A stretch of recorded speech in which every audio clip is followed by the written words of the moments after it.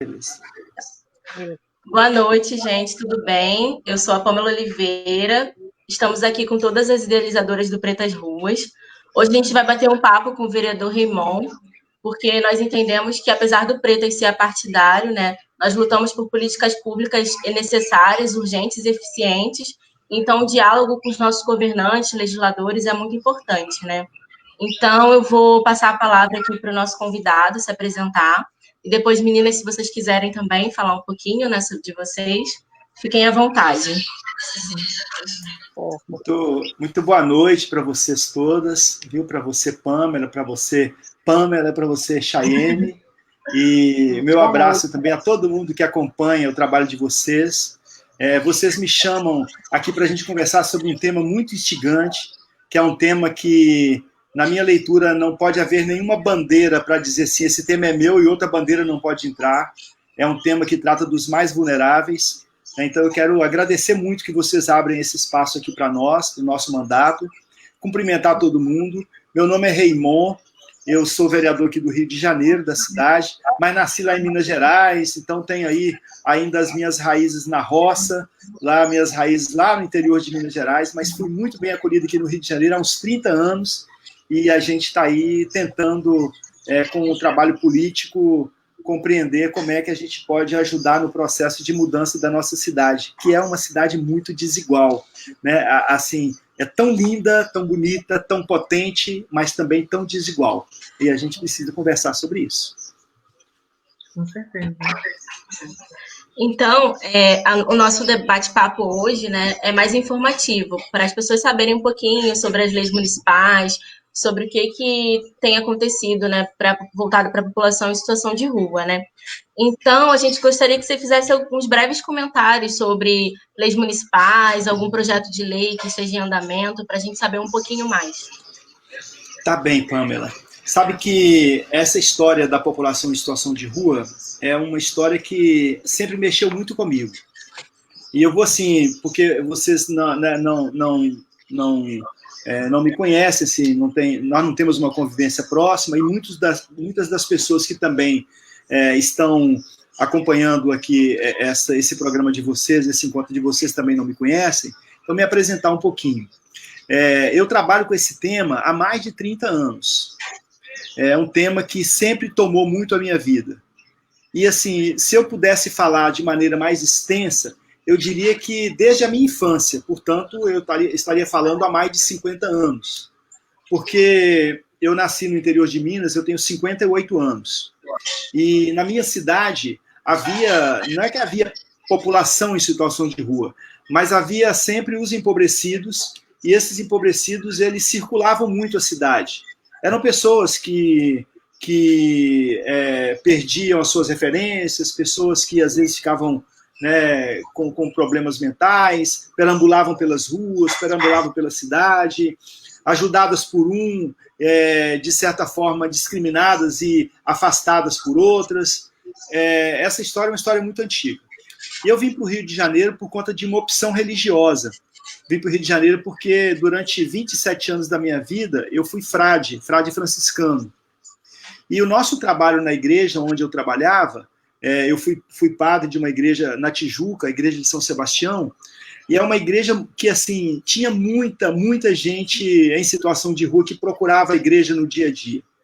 E assim eu fui, na verdade, lembrando da minha infância, daquelas histórias que tinha na minha rua, das pessoas que frequentavam a minha casa, né? A minha família, minha mãe e meu pai tiveram 13 filhos, e a gente, assim, lidava, as famílias eram normalmente muito grandes, e as famílias muito empobrecidas acabavam achando ali, junto a nós, que também éramos pobres, um pouco de acolhida. E aqui no Rio, acabei que quando cheguei na paróquia, tinha já esse trabalho e eu apenas dei continuidade a ele.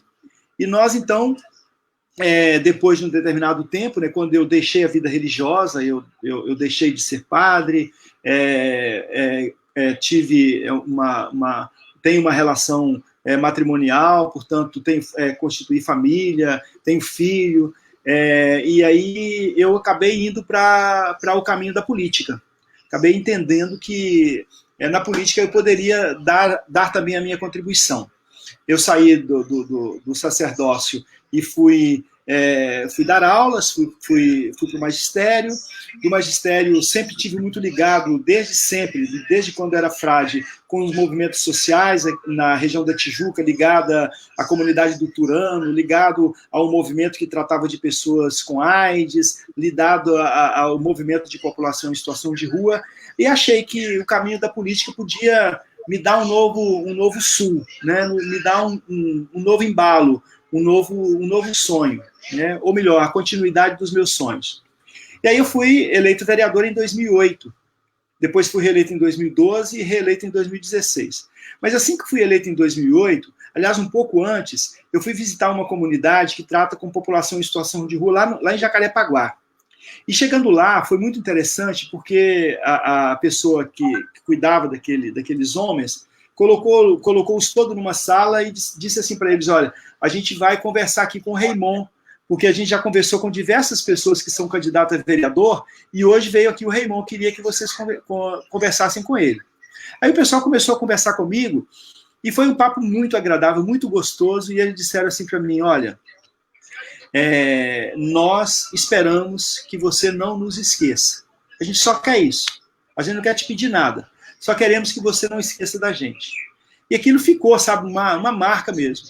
E aí, assim que fui eleito e tal, eu pensei, onde é que eu vou colocar, né, as marcas do meu mandato? Onde é que eu vou colocar assim, o carimbo? Onde é que eu vou botar a identidade, né, o polegar do meu mandato? Para que serve esse mandato que o povo do Rio de Janeiro me deu? E desde muito rápido, desde muito cedo, muito precocemente, eu comecei a ver que ali na região da Cinelândia, onde está a Câmara Municipal, tinha um fluxo muito grande de população em situação de rua. Aí começamos a pensar no trabalho. Isso era 2008. Quando foi 2009, teve um grande movimento no Brasil inteiro, que era o Movimento Nacional de População em Situação de Rua, em que eles estavam pleiteando, junto ao presidente Lula, que fosse feita uma política para eles.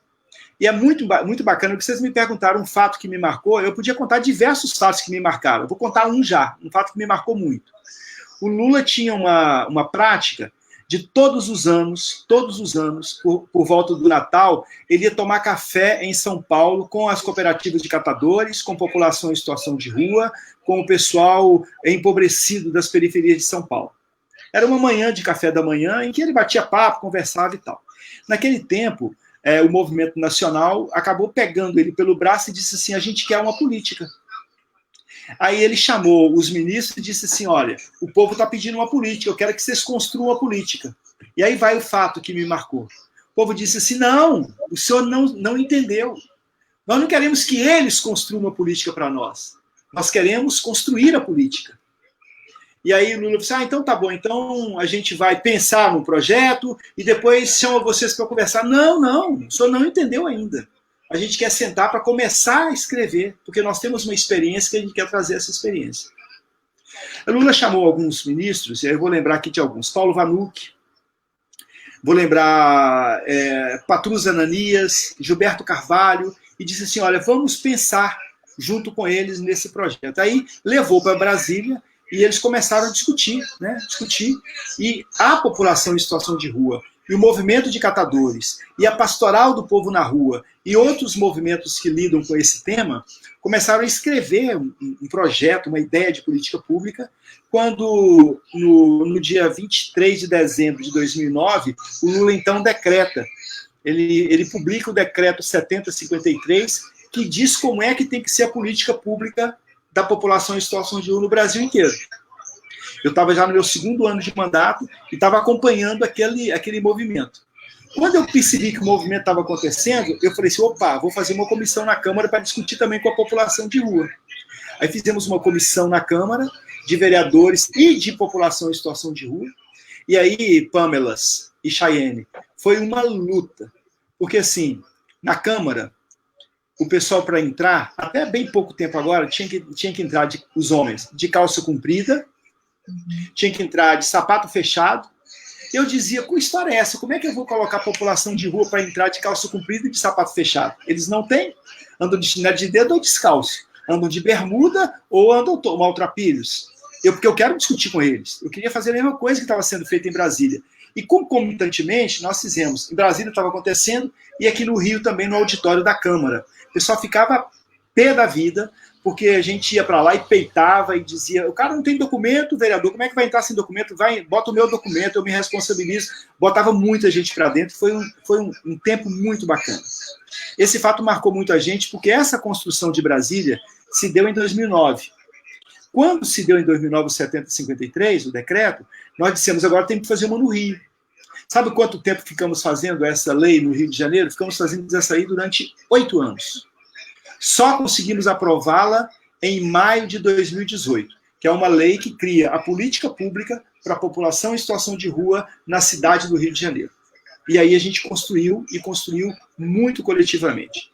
Teve muitos embates. Embate, por exemplo, de pessoas que estavam agredidas e que, de repente, chegavam na Câmara e diziam, olha, está tendo agressão, tem que ir lá, a gente saía, ia ao encontro. Quantas vezes fomos às delegacias, porque às vezes os caras, coitados, tinham nada, eles estavam embriagados por um copo de cachaça ou por uma droga que tinha tomado, e assim, uma covardia com esses empobrecidos. E essa lei que a gente tentou construir aqui no Rio de Janeiro,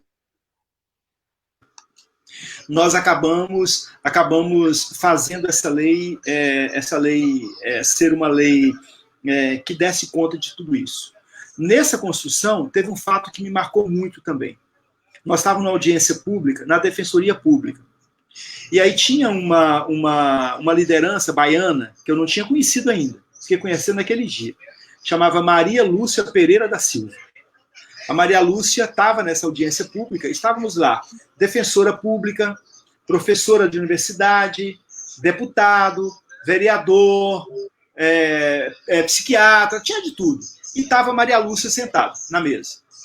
A única mulher negra era Maria Lúcia, uma baiana.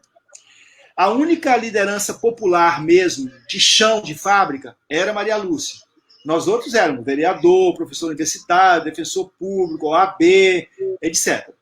E aí, a Maria Lúcia, na hora que a defensora, a audiência pública era da defensoria, na hora que a defensora falou, agora vamos abrir a audiência para a gente ter as falas da mesa, a Maria Lúcia levantou a mão e disse assim, eu queria falar primeiro. Ah, então vou abrir. Não abre não, antes de você abrir eu quero falar. Ah, não, eu quero falar antes. E saiu da mesa, saiu de onde estava, deu a volta, ficou na frente da mesa, virou de costas para o povo, era uma multidão, é um auditório enorme, de população de rua, virou de costas para eles, ficou de frente para nós e apontou o dedo para a minha cara e para a cara de cada um de nós e disse assim, não se atrevam a falar de nós sem nós. Não se atrevam a falar de nós sem nós. Nós construímos o decreto 753, nós sabemos qual é a luta dos catadores, sabemos qual é a luta do povo da rua, portanto, quem conhece a gente somos nós. Isso me marcou muito. E me marcou tanto que a Maria Lúcia ficou vindo ao Rio de Janeiro, né? Assim, todo mês ela vinha ao Rio para ajudar a gente a construir a lei, desde 2014 até 2018. Aí a gente aprovou a lei, o prefeito Crivella, como sempre, vetou a lei. Aí nós fomos para a derrubada do veto. Você sabe como é que funciona, né? Você apresenta um projeto, esse projeto é votado. Se o prefeito acha bacana, ele sanciona e vira lei. Se o prefeito não sanciona, ele veta. Aí volta para a Câmara dizer, opa, nós aceitamos o veto do prefeito ou não aceitamos. Isso é, mantemos o veto ou derrubamos. Se derrubamos o veto, a lei é promulgada pela Câmara e vira lei da mesma forma. Aí nós fizemos todo um processo.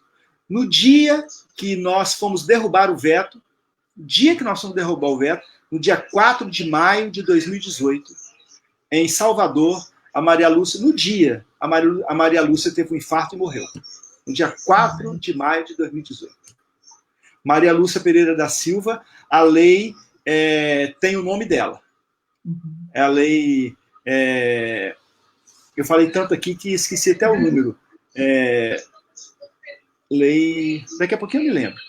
6.350. 6.350, isso. A Lei 6.350 é a lei que tem na Câmara Municipal do Rio de Janeiro o nome de Lei Maria Lúcia Pereira. A maior liderança. Se vocês não a conheceram, vocês perderam de conhecer uma mulher de fibra. Uma mulher que tinha uma presença que não se intimidava. Então é isso, um pouco para introduzir isso, e estou à disposição aqui para ouvir vocês também. Né? Acho que falei muito, né? Maravilha, Rimon. Acho que esse início aí já foi muito bom, né? Você trazendo esse relato das coisas que marcaram você nessa sua atividade dentro da política, na atuação com a população em situação de rua. E eu acho que já até impactou bastante a gente, né? Ouvir todos esses relatos. E a gente queria, na verdade, também perguntar para você, já entrando nesse tema de políticas públicas, né?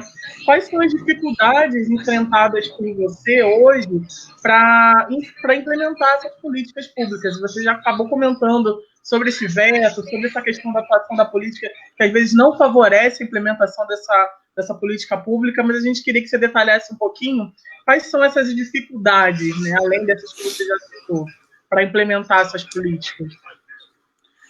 Pois é, Pâmela, eu acho que a maior dificuldade que nós temos é que nós temos uma elite brasileira e temos uma elite carioca que não gosta dos pobres, que tem pavor dos pobres, que não gosta do movimento popular, que não gosta das minorias. O Gessé Souza diz muito bem, quando ele fala que nós temos uma classe média nojenta, uma classe média que olha para nós de cima para baixo. Uhum. E assim, o nosso mandato ele tem esse viés, e a gente não abre mão disso. Isso não nos dá grande visibilidade, não nos dá grande visibilidade.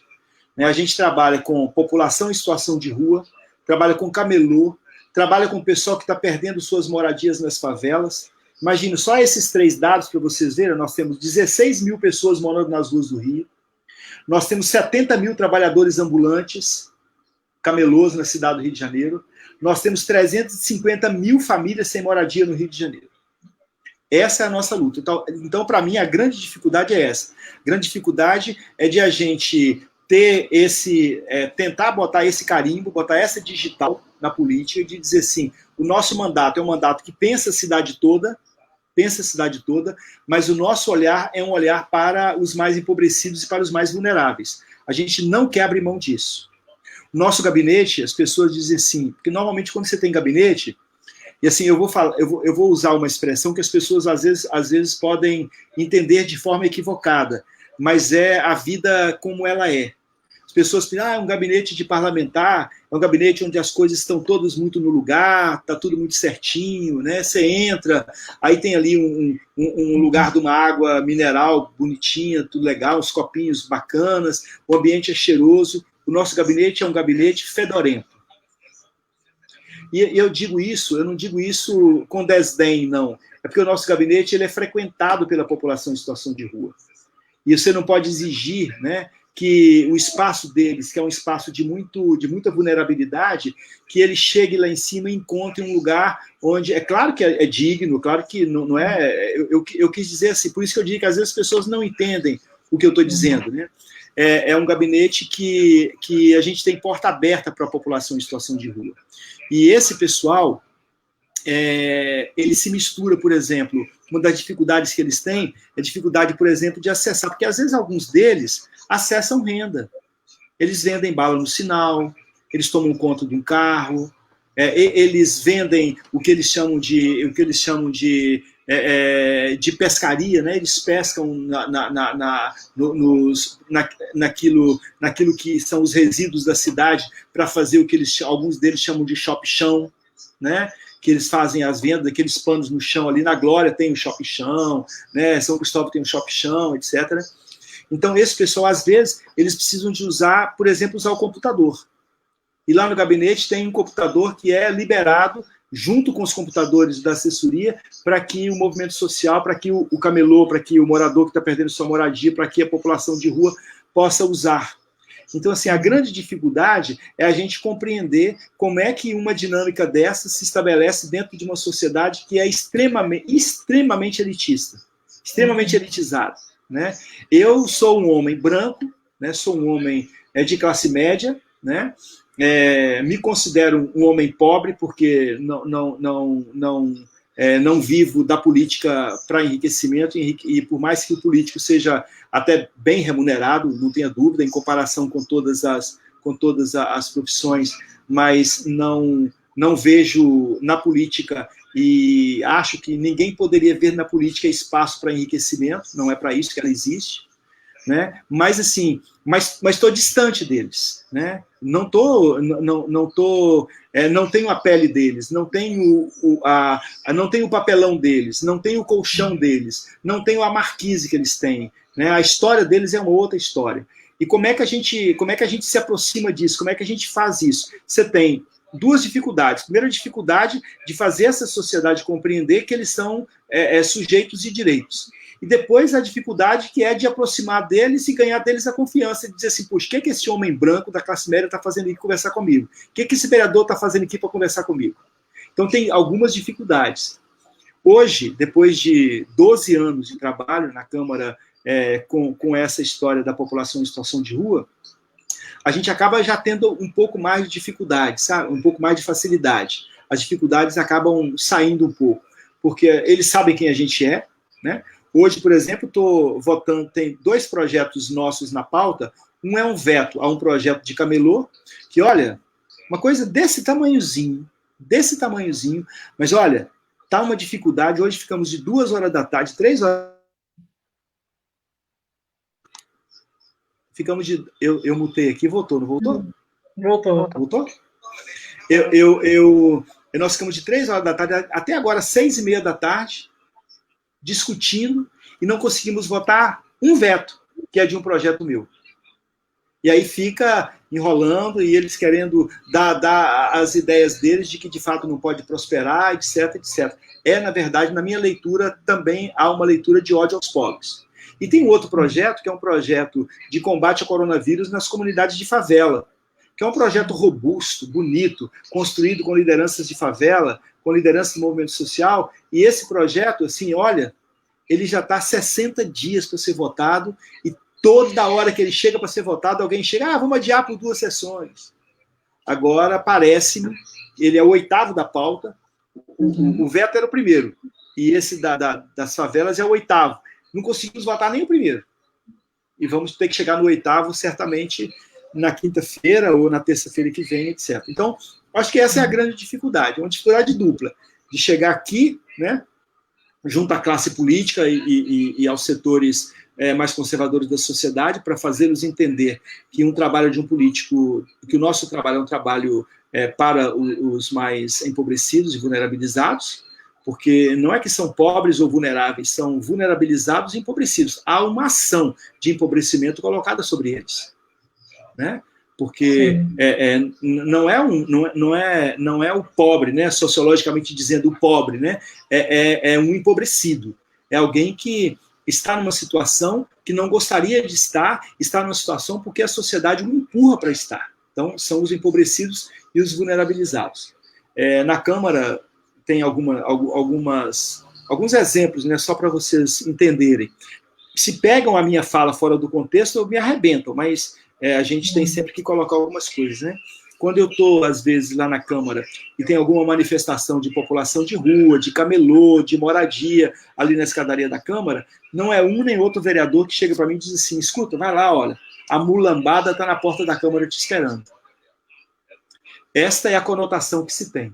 Então, nesse mundo, né? Nesse mundo, é preciso, assim, falando aqui diante de 3 mulheres pretas, né?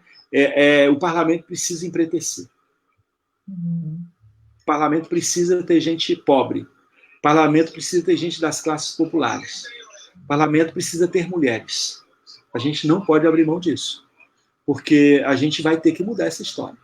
O joelho no pescoço do George Floyd, ele está no pescoço da gente há muito tempo. Eu estou me colocando assim, mas está muito mais no pescoço de vocês do que no meu. Tenho clareza disso, né? Mas um pouco na dimensão da visão solidária está no pescoço de nós, né? Que queremos uma sociedade diferente dessa que está montada para nós. Né? Sim. E, Raymond, você começou a live, né, falando sobre a importância da participação da população em situação de rua nas decisões políticas, né? E aí você citou, né, e foi um depoimento muito interessante para a gente, de não tomarem decisões para a população em situação de rua sem a inclusão deles. E nós, do Pretas Ruas, a gente estava recentemente refletindo sobre o quanto que a gente precisa, de uma certa forma, mudar o nosso olhar em relação à política, né? A gente tem essa cultura de que a política, né, por tudo que a gente tem visto, né, não precisa nem falar o porquê, de que a política realmente, todo mundo que está lá dentro é corrupto e que só tem coisas negativas e tudo mais. E isso faz com que a gente não ocupe esse lugar. E uma das coisas que a gente sempre fala é que a gente precisa ocupar novos espaços, né? E aí, falando dessa questão de ocupar outros espaços, principalmente os espaços da política, eu queria saber o que você acha dessa interação e dessa conexão entre a política, né, entre o governo e as instituições e projetos sociais. A gente sabe que hoje tem muitos projetos sociais que fazem um trabalho muito importante nas ruas, né, com a população em situação de rua, e que não tem visibilidade, que às vezes fazem muito um trabalho sem apoio. E aí eu queria saber a sua opinião. Como é que você acha que como é que é essa interação entre o governo, os projetos sociais? Você acha que é benéfico? Você acha que tem mais coisa que pode ser feita para estreitar esses laços? Eu acho sim, viu, Pamela? Eu acho que há de fato uma ideia, né? Que é uma ideia que foi construída, né, pelas elites que nunca quiseram abrir mão do espaço do poder. E aí foi criada uma narrativa de que lá ninguém presta, né? A própria elite fala dela própria para ela se manter ali, né? Eu acho que o espaço do parlamento é um espaço para ser ocupado. Eu falei isso no final da minha fala anterior, né? Eu disse isso. É o espaço para ser ocupado pelos movimentos sociais, pelas lideranças populares. E assim, eu acho que, e você está falando, né, das instituições, existem de fato muitas instituições. Até eu posso afirmar com muita categoria, com muita firmeza, que se as instituições que tratam com a população em situação de rua, se elas disserem assim, opa, acabou, a gente vai parar por aqui, a gente entra em colapso. O Estado não dá conta. O Estado não dá conta. No que nós precisamos compreender, primeiro é reivindicar a presença do Estado. Eu acho que uma instituição, ela existe porque o Estado não dá conta, mas o ideal seria o Estado dar conta e as instituições não precisarem existir nesse sentido. Como se a gente dissesse assim, que legal, estou dando 100 quentinhas por semana, a minha instituição. A minha instituição está dando ali 100 litros de leite para suplemento alimentar de crianças de uma tal comunidade. Ok, bacana, parabéns, é isso mesmo. Mas o nosso trabalho é para que essa perspectiva mude. Nosso trabalho, por exemplo, o senador Eduardo Suplicy fala de uma coisa chamada renda básica cidadã. O ideal seria no Rio de Janeiro e nas capitais brasileiras e nas cidades brasileiras, no Brasil, houvesse uma renda básica não emergencial para o tempo de pandemia, mas uma renda básica que pudesse ser permanente, para que as pessoas pudessem ter a dignidade de sua vida. Mas, assim, nesse momento, e a curto prazo e nem a médio prazo isso vai mudar, as instituições são fundamentais e o governo precisa ter esse olhar. Aqui no Rio existe, para além dessas instituições, existe uma coisa chamada rede histórica conveniada. São instituições que se conveniaram com a prefeitura para cuidar da população em situação de rua. Posso citar algumas, por exemplo, Casa de Betânia, posso citar a Fundação São Martinho, posso citar o Centro Espírita, que me falta agora o nome, que fica ali em São Cristóvão. Posso citar diversos projetos Ruas, posso citar o projeto... diversos projetos, né, que estão me faltando aqui agora. Mas esses projetos, se eles fecharem as portas e disserem assim, prefeitura ou cidade não contem mais conosco, a gente tem um aumento exponencial da carência e da negação de direitos dessa população. Apenas gosto sempre de refletir nisso, né? É preciso pensar política pública. É preciso pensar política pública. Ninguém, por mais que a sua generosidade, a sua solidariedade chegue a mim, e eu sou muito grato quando ela chega, essa solidariedade material, o ideal seria que ideal seria que tanto eu quanto você pudéssemos ser solidários um com o outro. É um pouco aquela história da população de rua que você às vezes passa na padaria, compra um pão e dá para ele diz assim, pô, escuta que legal que você me trouxe 2, que eu vou guardar um para o meu amigo que foi ali no esquina que está voltando daqui a pouco. Né? Então, assim, que bom que você me trouxe um pão. Quer comer meio? Porque não é uma solidariedade caritativa, é uma solidariedade militante, uma solidariedade política. O outro que recebe de mim um pão para matar a sua fome, ele tem que descobrir, tem que entender que ele está numa situação de vulnerabilidade que foi criada para ele e que ele tem direito a ter aquele pão com o seu próprio esforço. Ele tem esse direito. Tem alguns movimentos de moradia que têm entregue cestas básicas nesse tempo de pandemia. E é muito interessante, porque outro dia pena que eu não tenho a foto aqui para mostrar para vocês, que eu recebi outro dia, muito legal, que a menina disse que estava... deixa eu ver se eu acho. Dentro da cesta, quer dizer, na cesta, ela coloca deixa eu ver aqui se eu acho. Se eu acho. Não sei se vou achar. Dentro da cesta, ela coloca uma mensagem. A mensagem não achei não. É mais ou menos assim. Você está recebendo uma cesta que é da solidariedade de muita gente.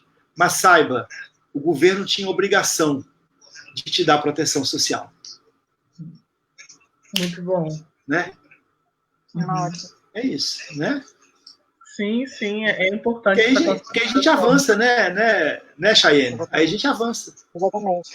Exatamente. Porque a ideia é que faça mais a presença do governo e que essas instituições elas existam não para suprir essa falta, né? Porque acaba sendo isso, né? Claro. Porque elas podem continuar existindo, né? Elas não precisam de desistir. Elas podem continuar existindo. Só que, imagina nós fazemos todo ano lá na Câmara, e eu trago isso da minha mãe. A minha mãe faz isso lá na casa dela há 28 anos. Minha mãe agora está com 88 anos, está ficando esquecidinha e tal, fofinha demais, 88 anos. E ela faz, acho que há 28, mais ou menos 28 anos, ela faz uma festa de Natal na rua. É cidade do interior, é roça e tal, cidade de 12 mil habitantes. Aí, na rua dela, ela bota um punhado de mesas, sabe, assim, na rua, fecha o quarteirão, e os vizinhos, cada um traz um biscoito, traz um pão de queijo, outro traz uma laranjada, e um bolo, um pão, um queijo, e vai e faz aquela fruta, e faz aquela mesa enorme, é linda, uma mesa de uns 30 metros. E ela convida a criançada da cidade toda. E a criançada vem 300 meninos, 400 meninos, é muito legal. E nós fazemos isso aqui na Câmara do Rio também. Só que aqui a gente faz um pouco diferente. Nós fazemos assim, a gente convida as pessoas a trazer um item qualquer, um panetone, um refrigerante, um suco, um bolo, uma fruta.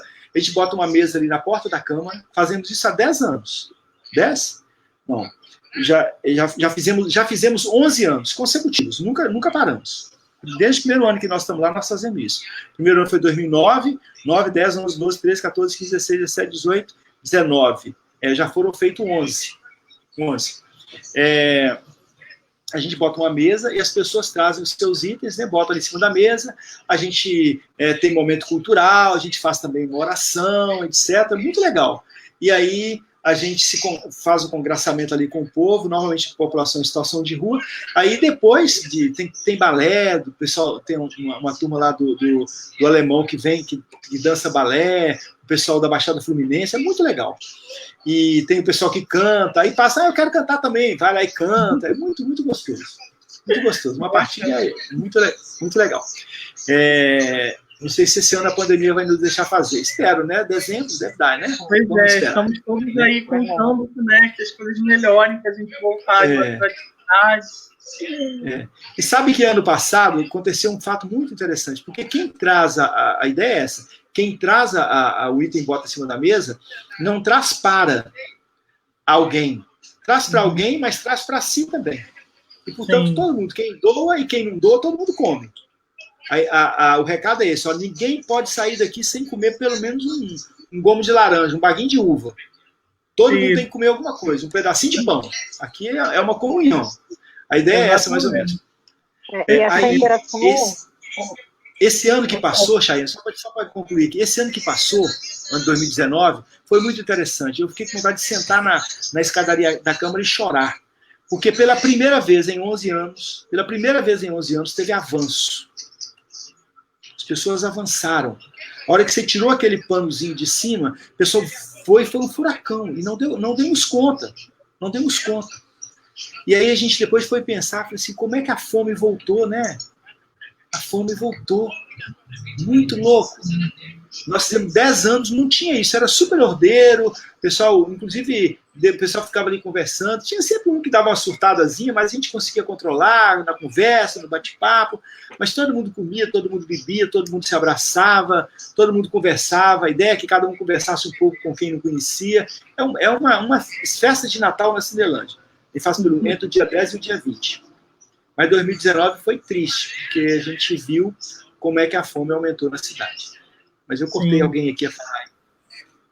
Eu ia colocar isso, assim, que eu vivi uma experiência assim, desse Natal, a gente chamava de Natal de rua, né, com a população em situação de rua, de uma instituição que eu participava também religiosa. E eu vivi uma experiência muito bacana também, porque eles vão e eles estavam lá e tudo, e em algum momento teve um senhor que não comeu nada que estava lá. Mas ele interagia, e aí a gente ofereceu, né, come aqui, né? Ele, não, eu só queria conversar, sabe? E aí ele trouxe isso, ele falou assim, não, porque vocês sempre tratam a gente muito bem, e eu só queria conversar, eu não tô com fome não, eu consegui o café da manhã, eu só queria conversar. E ele foi o último a ir embora, ele não bebeu uma água, porque ele só queria conversar. E saber, foi uma experiência muito, você comentou, eu lembrei, foi uma experiência muito rica, porque às vezes a gente pensa que está oferecendo muito, quando na verdade a gente recebe bastante também, né? E é muito interessante essa troca. Assim, ele falou isso, não, eu só queria conversar, porque ele ficou com a gente também.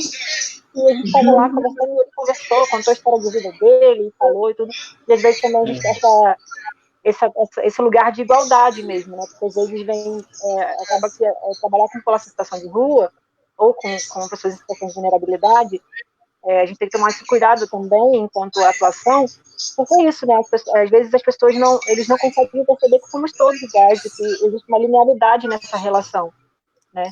Então é importante salientar isso também. E é uma coisa que eu nunca esqueci, assim, ele não só queria conversar, e ele ficou encostado, ele sempre conversou muito tempo, contando histórias, assim, das mais diversas, e é muito interessante, né? Porque não é um alimento só... a comida, né? Existe uma questão ali de dignidade, de reconhecer enquanto ser humano. É uma interação muito importante, assim. A fome não é só de alimento, né? De direitos, de oportunidades. Exatamente. E o outro tem sempre uma história para contar. E Raymond, e o outro tem assim, sempre uma história para contar, né? Fugindo aqui um pouquinho do nosso protocolo, né, que a gente tinha seguido, eu queria que você comentasse um pouquinho para a gente sobre o Comitê Intersetorial de Acompanhamento e Monitoramento da Política Municipal para a população em situação de rua, né? Porque muita gente não sabe, né? E a gente queria aproveitar um pouquinho da sua didática para falar um pouquinho para quem está nos assistindo sobre isso. Tá bem, Pamela. Você sabe que o decreto 7053, aquele decreto que eu falei lá, construído em Brasília, ele criou o CIAMP, que é o Comitê Interministerial de Política Pública para a População em Situação de Rua, CIAMP. E quando a gente cria a lei aqui no município do Rio de Janeiro, a gente cria também esse comitê, que a gente chama de Comitê Intersetorial, porque há uma compreensão de que o tema da população em situação de rua não é um tema que uma secretaria dê conta dele. A secretária de assistência social é maravilhosa, uma mulher competente, formada em assistência social, tem doutorado, especializou-se sobre política de população de rua, é uma mulher maravilhosa e tal, tal. Não adianta, não vai dar conta. Ninguém vai dar conta. Dar conta da política da população em situação de rua só se a gente junta, se a gente entende que tem que ser intersetorial. E, portanto, nesse comitê intersetorial, você tem que ter a Secretaria de Assistência, Secretaria de Saúde, Secretaria de Educação, Secretaria de Habitação, Secretaria de Esporte, Secretaria de Trabalho e Emprego. Olha quantas secretarias tem que estar junto.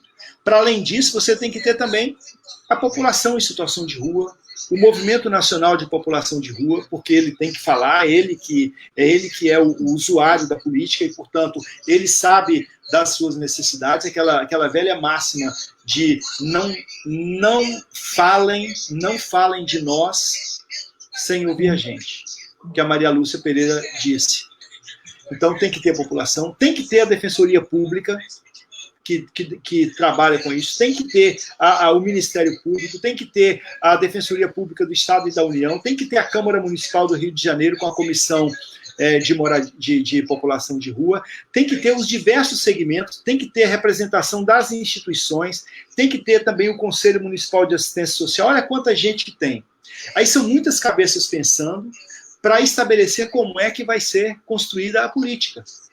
Só que o que acontece aqui no Rio de Janeiro? Eu falava sobre isso agora na Câmara Municipal, viu? Eu dizia que a Prefeitura do Rio de Janeiro, um pouco aos moldes do governo federal, eles não toleram controle social. Não toleram. Se puderem, eles tiram o controle social de julgado. Deixam de lado. Nós estamos, por exemplo, construindo um debate público que vai acontecer amanhã, às 10 horas da manhã, sobre o tema da população em situação de rua. A gente está fazendo isso para trazer a secretária de assistência e para trazer ou alguma representação dela, e até agora nós não temos resposta se vem alguém ou se não vem.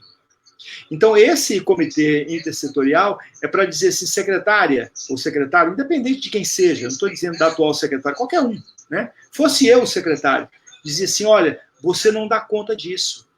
Ou você faz um comitê que trabalha junto, que pensa coletivamente a política, ou então vai dar com os burros na água.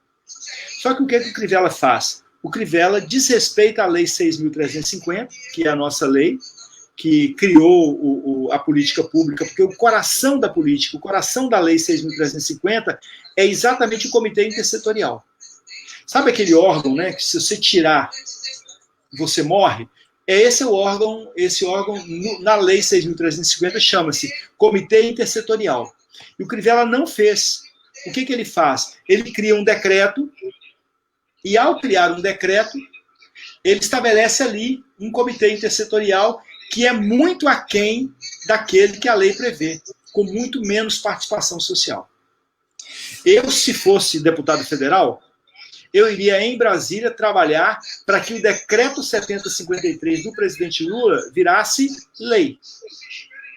Porque vocês sabem a distinção de lei e de decreto, né? Tem uma hierarquia.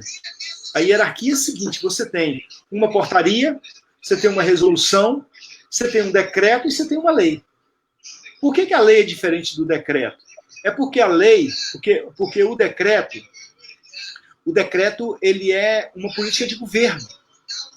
Um decreto feito pelo César Maia, quando ele era prefeito, ele pode ser revogado pelo Crivella.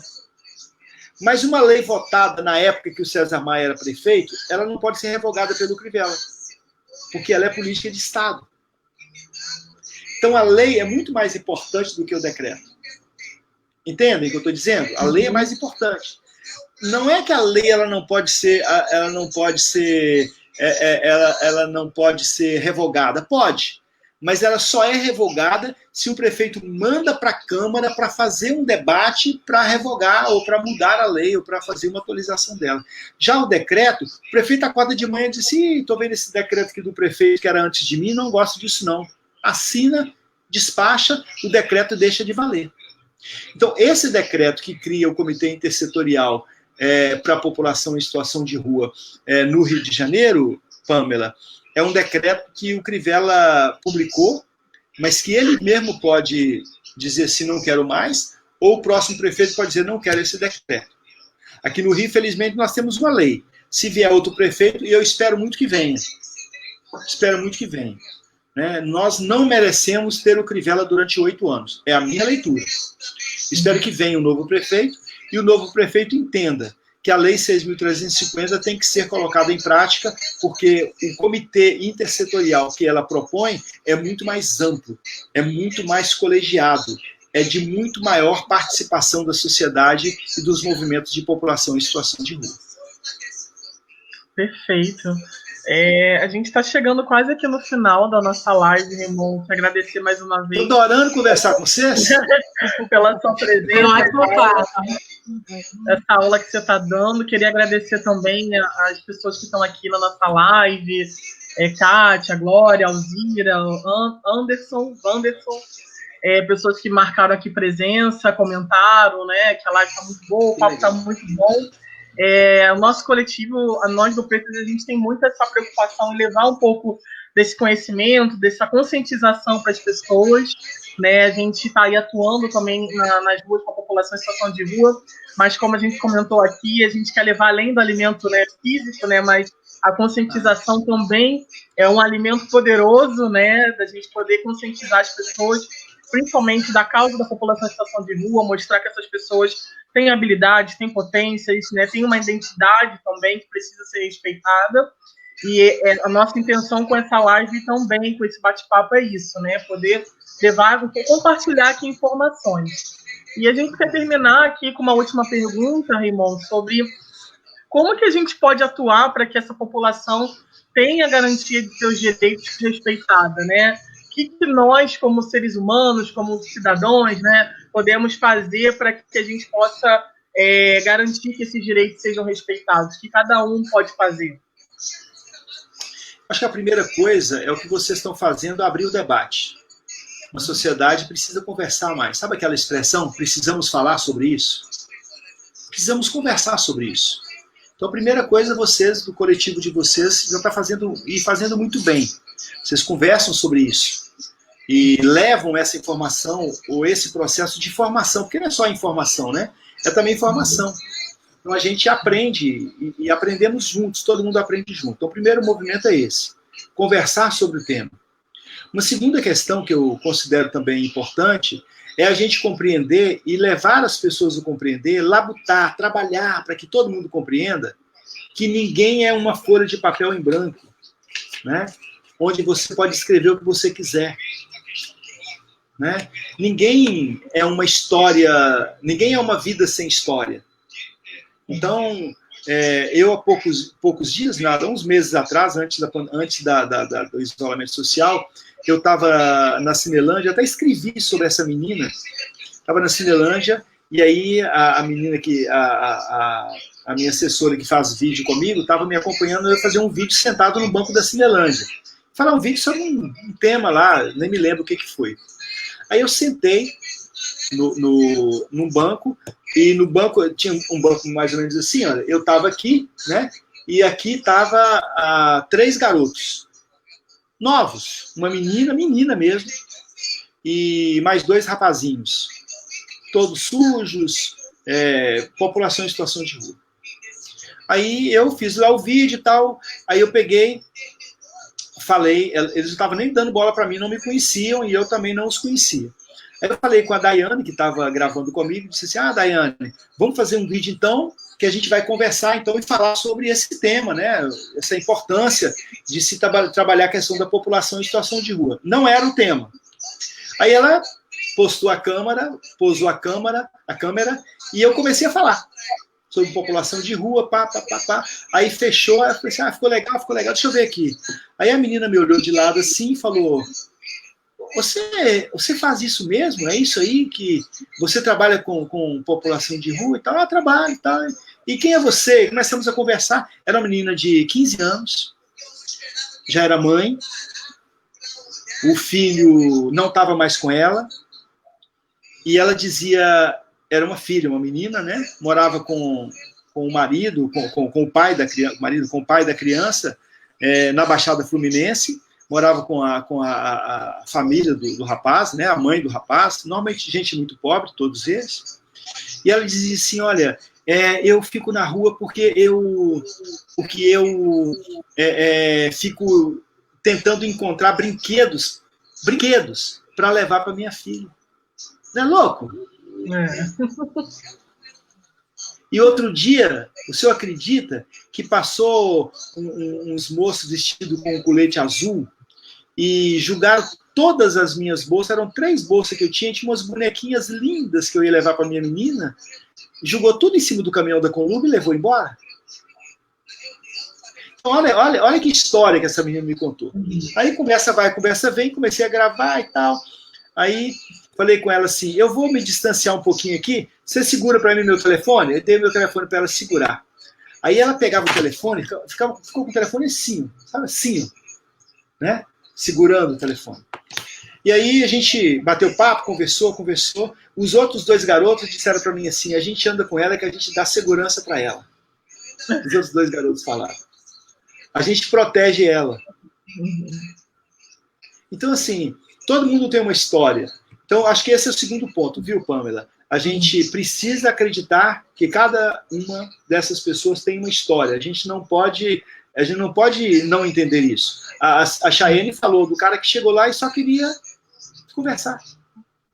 Ah, mas é hora de comer esse pão gostoso aqui. Não quero, estou satisfeito, já tomei café. Eu só queria ser ouvido. Eu queria que você me emprestasse a sua orelha um pouquinho, só isso. São histórias que a gente tem. Então, esse é um segundo ponto. Um terceiro ponto, que eu acho que também é muito importante, é a gente compreender que a gente, diante da injustiça e da agressão que às vezes essas pessoas sofrem, a gente tem que se posicionar e se manifestar.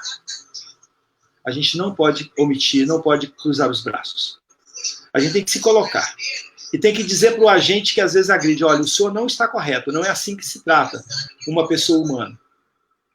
E por último, um quarto ponto, não por último, tem muitos pontos, mas um quarto ponto, né, que eu queria trazer, é que a gente precisa de ocupar os espaços de poder, aumentar a nossa representação nos espaços de poder, para que os espaços que a gente consiga mantê-los, mas que a gente amplie, para que a gente tenha voz e para que a gente seja a voz e dê a voz a essas populações mais empobrecidas e essas populações mais vulneráveis. Eu acho que esses pontos já são uma baita tarefa para nós, né? Sim, muito bom, irmão. Nossa, foi realmente um bate-papo excelente. Eu acho que essa troca foi muito rica para todas as pessoas que estão assistindo. A live vai ficar gravada aqui no nosso Facebook, para quem quiser acompanhar depois. A gente só tem a te agradecer a disponibilidade, generosidade de estar aqui com a gente, e a gente agradece. Pan, Chay, se quiserem complementar. Muito obrigada mesmo pela troca, acho que foi muito enriquecedora para nós, e muita gratidão mesmo por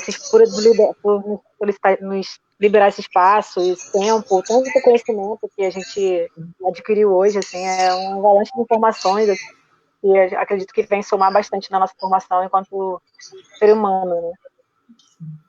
Verdade.